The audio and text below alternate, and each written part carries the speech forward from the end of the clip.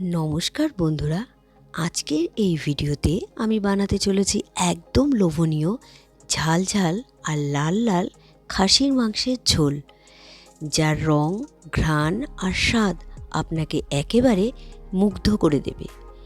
রং দেখলেই জিভে জল চলে আসবে। ধীরে ধীরে কষানো মশলা, নিখুঁত মাপের উপকরণ আর সঠিক টেকনিক সব মিলিয়ে এই রেসিপি হবে একেবারে পারফেক্ট। নরম, রসালো আর ঝাল ঝাল খাসির মাংস, যা ভাত, রুটির সাথে খেতে অসাধারণ লাগে। তাহলে আর দেরি কেন, চলুন শুরু করা যাক আজকের স্পেশাল রেসিপি, লাল লাল খাসির মাংসের ঝোল।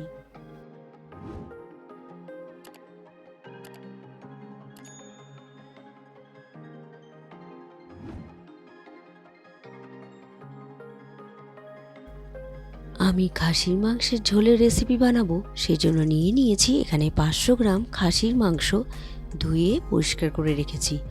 এবার এর মধ্যে আমি দিয়ে দিচ্ছি আদা, রসুন আর পাকা লঙ্কা পেস্ট। এই মাংসটাকে আমি ম্যারিনেট করব। এবার একে একে পরবর্তী মশলাগুলো আমি এর মধ্যে দিয়ে দিব।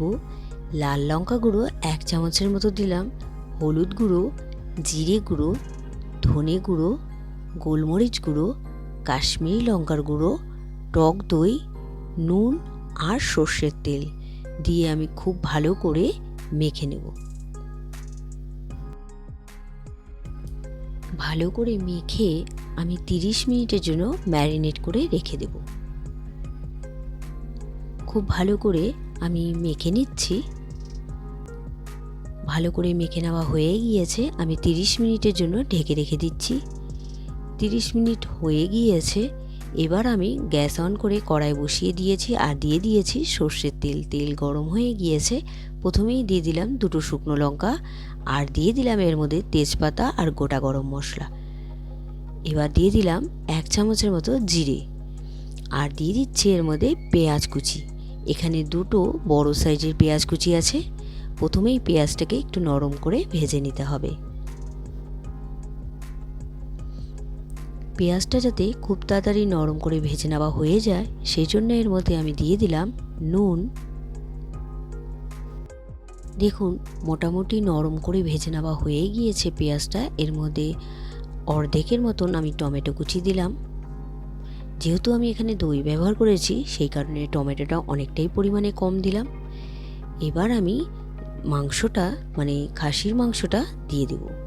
খাসির মাংস দিয়ে এবার ভালো করে আমি কষিয়ে নেব। মাঝে মাঝে আমি কিন্তু একটু ঢেকেও দিয়েছি আর গ্যাসের ফ্লেমটা কিন্তু হাই করে রেখে দিয়েই আমি কষাচ্ছি।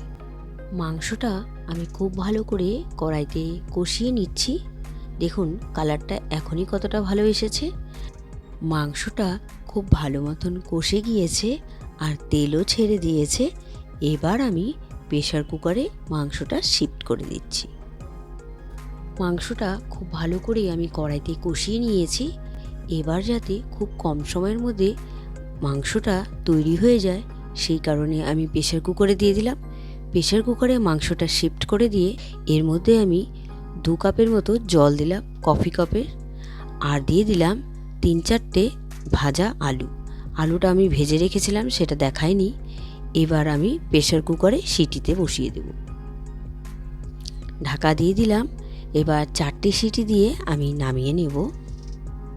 আমি প্রেসার কুকারে এই কারণেই মাটনটা বসালাম, যাতে খুব তাড়াতাড়ি মাংসটা তৈরি হয়ে যায়। দেখুন, কথা বলতে বলতে প্রেসার কুকারে সিটি দেওয়া শুরু হয়ে গিয়েছে। আমি 4টে সিটি দিয়ে নামিয়ে নিচ্ছি।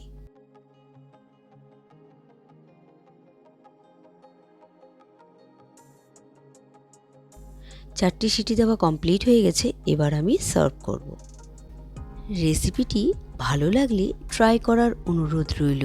আর ভিডিওটি ভালো লাগলে লাইক, শেয়ার অ্যান্ড চ্যানেলটি সাবস্ক্রাইব করতে ভুলবেন না। আপনার সাপোর্ট আমাদের অনুপ্রেরণা। বাই।